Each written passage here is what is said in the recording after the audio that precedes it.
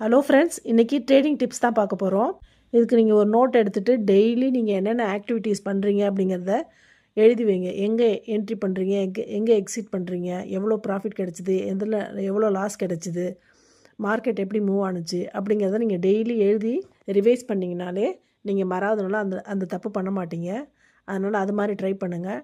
அதே மாதிரி டெய்லி ஒரு லாட் மட்டும் போட்டு ஒரு 1 மந்த் நீங்கள் கண்டினியூஸாக அதை ப்ராக்டிஸ் பண்ணுங்கள். 1 மந்த்து உங்களோட கேபிட்டலில் வைப்பட் ஆகாமல் அதே கேபிட்டல் நீங்கள் மெயின்டைன் பண்ணிங்கன்னா நீங்கள் ஒரு நல்ல ட்ரேடருங்கிறதுக்கு அதுதான் எக்ஸாம்பிள். நெக்ஸ்ட்டு வந்து ரொம்ப அதிகமாக ட்ரேட் பண்ணாமல் 1 or 2 ட்ரேடோடு முடிச்சுக்கோங்க.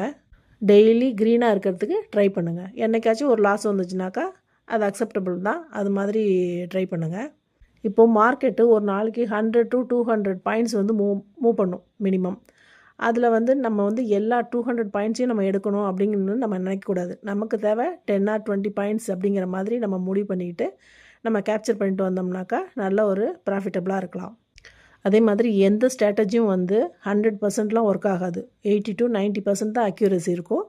ஸோ அதுக்கு தகுந்த மாதிரி நமக்கு தேவையான பாயிண்ட்ஸுக்கு எந்த ஸ்ட்ராட்டஜி யூஸ் ஆகுதுன்னு பார்த்துட்டு அதை யூஸ் பண்ணி நம்ம பாயிண்ட்ஸ் கேப்சர் பண்ணுறது தான் நம்மளோட புத்திசாலித்தனம். சரிங்களா?